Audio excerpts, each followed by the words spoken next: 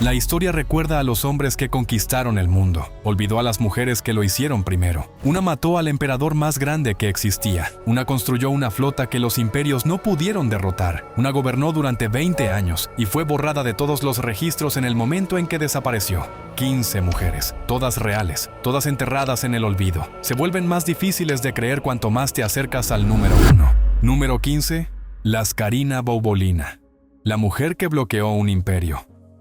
1821. La guerra de independencia griega acaba de comenzar. El Imperio Otomano controla la región. Las probabilidades son catastróficas. La mayoría de las personas con dinero en esa situación lo protegen. Laskarina Boubolina gastó el suyo en barcos de guerra. Magnate, naviera griega y viuda, 2 veces, utilizó su fortuna personal para construir y armar una flota, luego la navegó ella misma hasta el sitio de Nafplio, uno de los puertos más estratégicamente críticos de Grecia. No financió el bloqueo de otra persona, lo comandó. Desde la cubierta de su buque insignia, el Agamenón, el barco de guerra de propiedad privada más grande de la flota revolucionaria griega. El Imperio Otomano intentó confiscar sus bienes 2 veces. Ella combatió ambos intentos en los tribunales y ganó. Negoció con señores de la guerra, abasteció ejércitos de su propio bolsillo cuando al gobierno revolucionario se le acabó el dinero. Cuando Nafplio finalmente cayó, ella estuvo entre los primeros en cruzar las puertas. Después de su muerte, Rusia, una gran potencia naval, le otorgó póstumamente el rango de almirante. Se convirtió en la primera mujer en la historia en ostentar ese rango en cualquier armada, no honorario, otorgado, porque los rusos miraron lo que realmente había hecho y decidieron que no había otra palabra para ello. Era una viuda que construyó una flota y bloqueó un imperio. La llamaron empresaria. La historia la llamó una nota al pie. Era una almirante. Número 14. Trieuti Trin, 19 años. Un elefante contra un imperio. Tenía 19 años. El reino Wu de China había ocupado Vietnam durante décadas. Un imperio de millones, con un ejército profesional, líneas de suministro establecidas y todas las ventajas de un poder ocupante que lleva suficiente tiempo en el lugar como para sentirse permanente. Trieuti Trin reunió una fuerza de 1000 soldados, cabalgó hacia la batalla sobre un elefante y los contuvo durante meses. Cuando la gente le preguntaba por qué luchar, por qué no aceptar lo que era y sobrevivir, su respuesta registrada ha perdurado 1700 años. Dijo que quería cabalgar la tormenta, pisar las olas peligrosas, matar a los tiburones en mar abierto, expulsar a los agresores, reconquistar el país y romper las cadenas de la esclavitud. No quería inclinar la cabeza, ser concubina, ser una sirvienta. 19 años. Esa fue su respuesta. Los comandantes Wu estaban tan perturbados por ella que supuestamente intentaron tácticas psicológicas antes que militares, difundiendo historias sobre su apariencia, su comportamiento, cualquier cosa para socavar la reverencia que su propio pueblo le tenía. No funcionó. Tuvieron que combatirla. Finalmente fue derrotada por la superioridad numérica, como casi cualquiera lo sería contra el peso total de un imperio. Pero resistió durante meses a los 19 años con 1000 soldados. Vietnam la recuerda. Se construyeron templos en su nombre. Ha sido honrada durante 17 siglos. El resto del mundo nunca supo que existió. Número 13. Artemisia I de Caria, la comandante en quien Jerjes confiaba más que en sus generales. 480 a.C. Jerjes de Persia está a punto de librar la batalla naval más importante del mundo antiguo. Tiene 1200 barcos. Sus comandantes incluyen a algunos de los almirantes más experimentados del mundo conocido. Les pide a todos su opinión antes de la batalla. Todos y cada uno dicen atacar. Una dice esperar. Una dice que la posición es incorrecta. El momento es incorrecto. Los griegos combaten mejor en el mar de lo que la gente asume. Una dice que esta batalla puede evitarse y Persia aún gana. Esa era Artemisia, reina de Halicarnaso, la única comandante femenina en cualquiera de las 2 flotas. Jerjes escuchó su consejo, reconoció que era el mejor que había recibido, y luego lo ignoró porque sus otros comandantes superaban en número su opinión. Los griegos ganaron en Salamina, exactamente como ella había predicho. Temístocles, el comandante ateniense, ofreció una recompensa específicamente por la captura de Artemisia, más que por cualquier otro comandante enemigo en la batalla. No por Jerjes, no por sus almirantes, por ella, porque se la consideraba así de peligrosa, así de capaz, así de valiosa para ser eliminada. Se abrió paso combatiendo. Después de la batalla, Jerjes, observando desde un trono en la orilla, fue preguntado cuál de sus comandantes había actuado mejor. Señaló a Artemisia. Supuestamente dijo que sus hombres habían combatido como mujeres y sus mujeres como hombres. Nunca fue capturada. Regresó a su hogar. La historia puso su nombre en un párrafo debajo de Temístocles. Debería haber sido al revés. Número 12. Rasia Sultana. La sultana que se negó a usar el velo.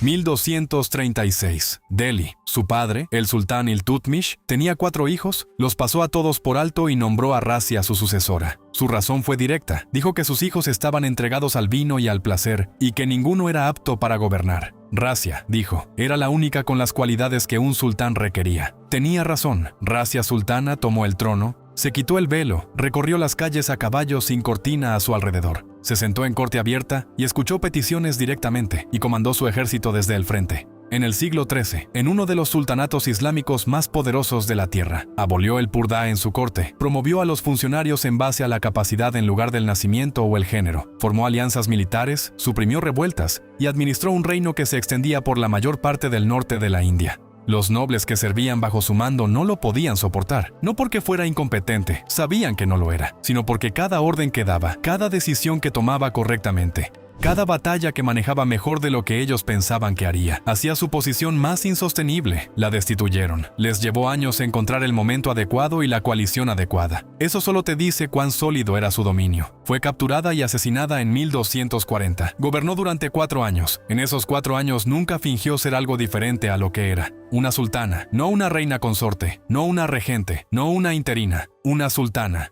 Número 11. Tamar de Georgia, la reina que construyó la Edad de Oro. Hay un periodo en la historia georgiana llamado la Edad de Oro. Duró aproximadamente desde 1184 hasta 1213. Recibió su nombre por una mujer, Tamar, con el título de Rey de Reyes, Reina de Reinas, Gloria del Mundo. Tomó el trono de Georgia en un momento en que el reino estaba rodeado de enemigos en cada frontera. Turcos, selyúcidas al sur, varios pretendientes al trono desde el interior, una clase noble facciosa que había pasado décadas reduciendo el poder de la monarquía. En el transcurso de una generación, Georgia controlaba el Cáucaso, grandes partes del noreste de Anatolia y el norte de Irán. Sus ejércitos derrotaron a múltiples fuerzas de coalición islámicas. Los estados cruzados enviaron misiones diplomáticas a su corte. Su influencia se extendía desde el Mar Negro hasta el Mar Caspio. Dante la incluyó en la Divina Comedia, no como símbolo, como gobernante digna de reconocimiento específico. Construyó iglesias, financió la poesía. La epopeya nacional de Georgia, El caballero de la piel de pantera, fue escrita para ella, dedicada a ella, en su corte. Cuando su primer marido resultó incompetente y políticamente perjudicial, lo divorció. Los nobles que esperaban que aceptara la situación y la manejara discretamente, descubrieron muy rápidamente que no lo haría. Ella eligió a su segundo marido, un príncipe, un comandante militar, alguien capaz. Construyó la Edad de Oro alrededor de las decisiones que ella tomó, no de las que se tomaron por ella. Georgia todavía pone su rostro en su moneda. La mayoría de las personas fuera del Cáucaso nunca han escuchado su nombre. Número 10. Ya Asantewaa, la reina madre que avergonzó a los jefes para que fueran a la guerra. 1900. El Imperio Británico ha decidido que quiere el taburete dorado. No es una metáfora, un taburete real. El trono sagrado del pueblo Ashanti, el objeto que encarnaba el alma de toda la nación. El gobernador británico Frederick Hodgson se sentó frente a los jefes Ashanti y exigió que se lo trajeran para poder sentarse en él. Los jefes guardaron silencio, humillados, sin saber qué hacer. Entonces ya Asantewaa se puso de pie. Era la reina madre de Ejisu, tenía más de 60 años y había visto suficiente. Sus palabras fueron registradas. Dijo que si los hombres de Ashanti no avanzaban, entonces lo harían las mujeres. Dijo que llamaría a sus compañeras mujeres y que lucharían contra los hombres blancos. Dijo que estaba mal lo que los hombres blancos estaban haciendo y que no lo toleraría. La sala cambió. Organizó la Guerra del Taburete Dorado, la última gran campaña militar anticolonial en África Occidental. Diseñó la estrategia, dirigió ataques contra el fuerte británico en Kumasi, mantuvo la campaña viva durante meses contra una de las fuerzas militares más poderosas de la Tierra. Los británicos finalmente la capturaron, la exiliaron a las Seychelles, donde murió en 1921. Nunca obtuvieron el taburete dorado. Todavía está en Ghana. Fue escondido durante la guerra y nunca entregado. Los británicos ocuparon Ashanti durante décadas después y nunca lo encontraron. Perdió la guerra. Ganó aquello por lo que se libró la guerra. Número 9. Zenobia de Palmira, la mujer que conquistó Egipto e hizo que Roma enviara a su emperador. En el año 270 después de Cristo, Roma estaba pasando una mala década. El imperio se había fracturado. Los emperadores eran asesinados más rápido de lo que podían ser reemplazados. Las fronteras estaban bajo presión desde todas las direcciones simultáneamente. En ese caos, Zenobia, reina de Palmira, regente de su joven hijo, tomó una decisión. Invadió Egipto. Luego lo tomó. Luego siguió avanzando. Para el año 272 después de Cristo, Zenobia controlaba Egipto, Siria, Palestina y grandes partes de Anatolia. aproximadamente un tercio del territorio oriental del Imperio Romano. Se declaró emperatriz Augusta, declaró a su hijo emperador, acuñó monedas con su rostro, no era la esposa de un general haciendo movimientos políticos detrás de una cortina, cabalgaba al frente de su ejército, supuestamente bebía con sus oficiales después de las batallas. Las fuentes antiguas la describen manteniendo el ritmo con su caballería a pie durante millas como demostración para sus tropas. Roma intentó 2 veces hacerle frente mediante comandantes subordinados. Ambas veces, Zenobia ganó. Finalmente, el emperador Aureliano, uno de los líderes militares más capaces de Roma, vino él mismo, con el peso total del ejército romano. Fue capturada en el Éufrates, intentando llegar a Persia en busca de refuerzos. En su juicio ante el Senado romano, argumentó su propia defensa. En latín, nombró a asesores que afirmó la habían llevado por mal camino, un movimiento político que tuvo éxito parcialmente. Aureliano le perdonó la vida, la hizo desfilar por Roma con cadenas doradas. Supuestamente las llevó como joyas. Número 8. Cutulún, la luchadora a quien nadie pudo vencer y el trono que eligió no tomar. Era la tataranieta de Gengis Khan y tenía una regla. Cualquier hombre que quisiera casarse con ella tenía que vencerla en lucha primero. Si perdía, le daba sus caballos. Si ganaba, ella se casaría con él. Nadie ganó. Acumuló 10.000 caballos de los competidores derrotados. Marco Polo escribió sobre ella específicamente, no sobre su padre, no sobre la corte en la que vivía, sobre ella. La describió cabalgando hacia la batalla con el ejército de su padre, arrancando soldados enemigos de sus caballos en plena carga. Su padre, Kaidu Khan, uno de los gobernantes más poderosos de Asia Central, supuestamente quería que lo sucediera. Confiaba en su juicio militar más que en el de sus hijos. Ella lo acompañó en campañas, combatió a su lado y lo asesoró en estrategia que él siguió. Rechazó el trono, no porque no pudiera manejarlo, porque entendía la realidad política mejor que nadie. Una mujer que gobernara el Kanato mongol a finales del siglo XIII enfrentaría una oposición coaligada inmediata de los comandantes masculinos cuyo apoyo necesitaba. Eligió no caminar hacia una trampa. Esa decisión, saber exactamente de lo que era capaz y elegir el momento para no actuar, es su propio tipo de poder. Los caballos se quedaron. El trono fue para su hermano. Permaneció invicta hasta que murió. No es una metáfora. Literalmente, nadie la venció jamás. Número 7. Boudica, la reina que hizo que Nerón considerara abandonar Bretaña. Cuando el marido de Boudica murió en el año 61 después de Cristo, dejó la mitad de su reino a Roma y la otra mitad a sus hijas, un compromiso diseñado para proteger a su familia. Roma lo tomó todo. Luego los soldados romanos azotaron públicamente a Boudica y agredieron a sus hijas. Ese fue el error. Boudica, reina de los Cicenos, una tribu celta en lo que hoy es el este de Inglaterra, reunió un ejército de coalición estimado en más de 100.000 guerreros y avanzó hacia el sur. Camulodunum, destruida. Cada estructura romana quemada hasta los cimientos. La población asesinada. Londinium, la Roma de Londres, destruida. Quemada tan completamente que los arqueólogos aún pueden encontrar hoy la capa de ceniza. Una línea roja distintiva en el suelo bajo el Londres moderno. 70.000 romanos y aliados romanos asesinados. Verulamium, Saint Albans, destruida. 3 de los asentamientos romanos más importantes de Bretaña, destruidos en secuencia. Cuando la noticia llegó a Roma, Nerón convocó a sus asesores para discutir si Bretaña simplemente debería abandonarse. Una provincia entera dejada atrás, por una sola reina y la decisión que Roma la había forzado a tomar. El gobernador romano Gayo Suetonio Paulino regresó de Gales, reagrupó sus fuerzas y finalmente la derrotó en una batalla campal, eligiendo terreno que neutralizara su ventaja numérica. Murió poco después, posiblemente por su propia mano, posiblemente por enfermedad. Las fuentes no están de acuerdo. Roma reconstruyó. La capa de ceniza se quedó. Todavía puedes encontrarla. 20 pies bajo Londres. Su respuesta a lo que le hicieron.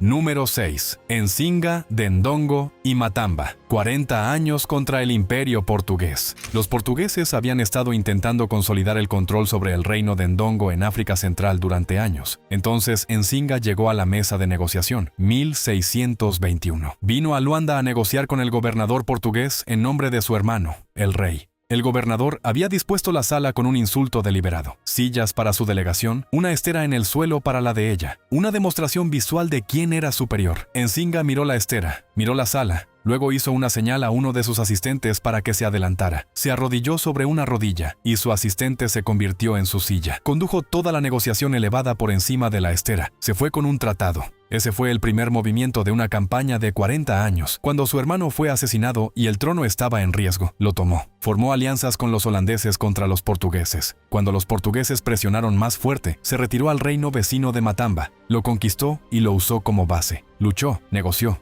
formó coaliciones que se desmoronaron y construyó nuevas. Rompió tratados cuando le convenía y los honró cuando no. Lideró tropas en batalla personalmente hasta los 60 años, vistiendo armadura, llevando armas. Sus comandantes reportaron que combatía en el frente. Murió en 1663 a aproximadamente 80 años de edad, todavía gobernando, nunca rendida, todavía soberana. Los portugueses nunca conquistaron completamente Ndongo mientras ella estaba viva. Les llevó hasta después de su muerte. Número 5. Hatshepsut, la faraona que fue borrada y aún así ganó. Gobernó Egipto durante 20 años. Envió expediciones comerciales a la tierra de Punt, la primera registrada en la historia egipcia, que regresaron con árboles de incienso, ébano, oro y marfil. Construyó Deir el-Bahari, uno de los templos arquitectónicamente más sofisticados de la historia egipcia. Expandió las redes comerciales del reino, mantuvo la paz y supervisó uno de los periodos más prósperos de la dinastía 18. Por cualquier métrica, económica, arquitectónica, diplomática, Hatshepsut fue uno de los faraones más exitosos que tuvo Egipto. Después de su muerte, su sucesor pasó años intentando borrarla. Su nombre fue cincelado de los monumentos, sus estatuas fueron enterradas. Su cartucho, la placa de nombre real grabada en piedra, fue removido de las paredes de los templos en todo Egipto. La lista de faraones compilada por gobernantes posteriores la omitió por completo, saltando de su predecesor directamente a su sucesor, como si los 20 años que gobernó simplemente no hubieran ocurrido. Casi lo logró. No fue hasta 1822, cuando los egiptólogos comenzaron a descifrar los jeroglíficos, que aparecieron las inconsistencias. Monumentos que hacían referencia a un faraón que los registros no contemplaban. Un gobernante descrito en términos masculinos cuyo título e iconografía no coincidían con ningún rey conocido. Tomó otro siglo de arqueología reconstruir quién era. Su momia fue identificada en 2007 a partir de un diente encontrado en una caja canópica, etiquetada con su nombre, emparejado con una mujer no identificada encontrada en una tumba completamente diferente. El diente encajó. Pasaron una generación intentando hacerla desaparecer. Sigue aquí. Número 4. Aethelflaed, señora de los Mercios, la mujer que construyó Inglaterra. ¿Conoces a Alfredo el Grande? Se te enseñó sobre el hombre que mantuvo unida a Inglaterra contra las invasiones vikingas, estableció códigos legales, promovió la alfabetización y comenzó la unificación de lo que se convertiría en un solo reino. Probablemente no se te enseñó sobre su hija. Aethelflaed se convirtió en señora de los Mercios, gobernante del reino anglosajón más poderoso después de Wessex, tras la muerte de su marido. Podría haber conservado el título y dejado que sus asesores gobernaran. Podría haber sido regente solo de nombre. En cambio, construyó una red de burhs fortificados, bastiones militares posicionados para defender las fronteras de Mercia y darle a su ejército puntos de preparación para operaciones ofensivas. Luego pasó a la ofensiva. Lideró personalmente campañas en el Danelaw, los territorios controlados por los vikingos en el norte y el este, reconquistando Derby, Leicester y York. Coordinó la estrategia con su hermano Eduardo de Wessex, y juntos apretaron los asentamientos vikingos desde dos direcciones simultáneamente. Los señores vikingos de York supuestamente le ofrecieron su sometimiento antes de que ella siquiera llegara. Su reputación precedía al ejército. Cuando murió en 918, los nobles de Mercia intentaron transferir la lealtad a su hija adolescente. Eduardo, su propio hermano, se movió de inmediato para absorber Mercia directamente en Wessex, en lugar de permitir que otra mujer detentara ese tipo de poder. Lo que te dice exactamente cuánto poder había detentado realmente. La Inglaterra unificada que Alfredo soñó fue construida por dos personas, él y su hija. La historia le dio a él el crédito y la llamó a ella señora. Era un rey en todo, excepto en la palabra. Número 3. La emperatriz Wu Zetian, la única mujer en gobernar China como emperatriz en su propio nombre. En más de 4000 años de historia imperial china, una mujer ostentó el título de emperatriz. No emperatriz consorte, no emperatriz viuda, no regente de un niño. Emperatriz, en su propio nombre, por su propia autoridad, durante 15 años. Wu Zetian entró a la corte imperial Tang como concubina a los 14 años. Para cuando terminó, había sobrevivido a 2 emperadores, reformado el sistema de exámenes del servicio civil que regulaba cómo se seleccionaban los funcionarios, expandido las fronteras del imperio, aplastado múltiples rebeliones y construido una red de informantes que la convirtió en una de las gobernantes políticamente más seguras de la historia china. También mandó matar personas, rivales, amenazas, miembros de la familia que se volvieron inconvenientes. El registro histórico no es amable al respecto, y nosotros tampoco deberíamos serlo. Acumuló poder a través de medios que eran brutales incluso para los estándares de una era en que lo brutal era la línea de base. Pero aquí está lo que los enemigos de Wu Zetian, y tuvo muchos, nunca pudieron rebatir.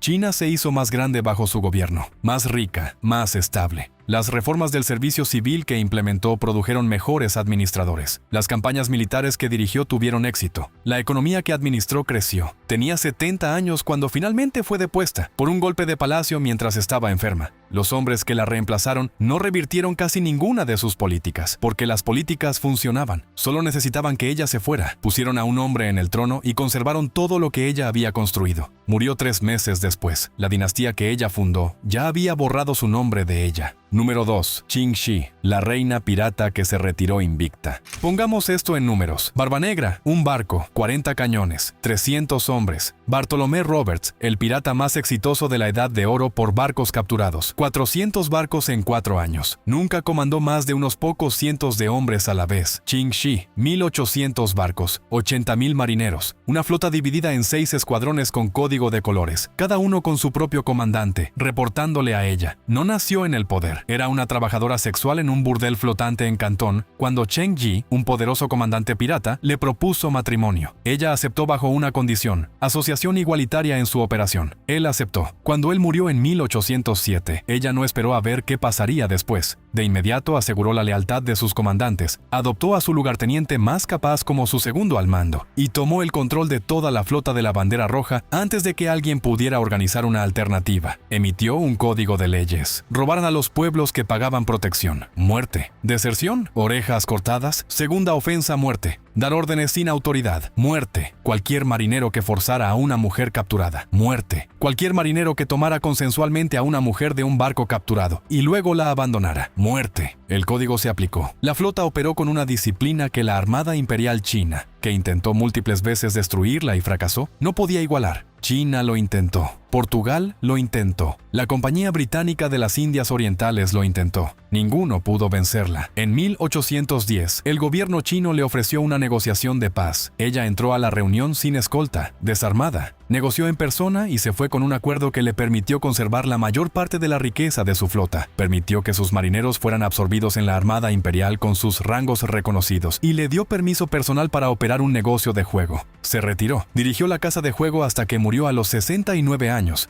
Adinerada, libre y sin haber sido derrotada en batalla ni una sola vez. La comandante pirata más exitosa de la historia humana registrada murió en su propia cama. Se te enseñó sobre Barba Negra. Número 1. Tomiris, la reina que mató al hombre más poderoso de la tierra. 530 a.C. Ciro el Grande de Persia gobierna el imperio más grande que el mundo haya visto jamás. Ha conquistado Babilonia.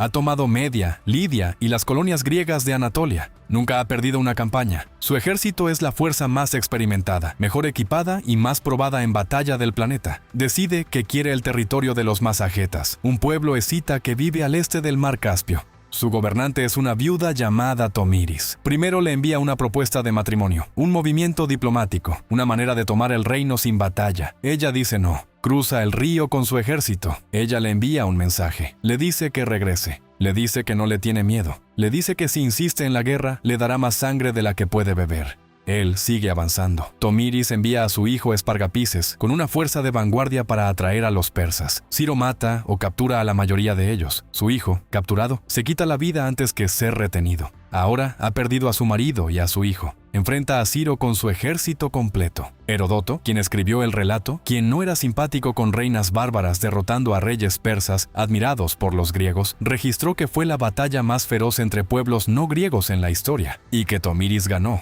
Ciro el Grande murió en ese campo de batalla, el hombre más poderoso de la tierra, nunca vencido, nunca rechazado, muerto. Lo que sucedió después, Heródoto lo registró fielmente, aunque incomodaba a sus lectores griegos. Tomiris mandó encontrar su cuerpo en el campo de batalla, mandó traer su cabeza, mandó llenar un odre con sangre humana y sumergió su cabeza en él. Dijo que había tenido sed de sangre toda su vida. Ahora podía beber hasta saciarse. Si esas palabras exactas fueron pronunciadas o moldeadas en la retransmisión, la batalla ocurrió. Ciro murió allí. Heródoto no es la única fuente. El hombre más poderoso de la tierra vino por el reino de una viuda. Ella lo mató, y la historia nos dio a Ciro el Grande y olvidó su nombre. 15 mujeres.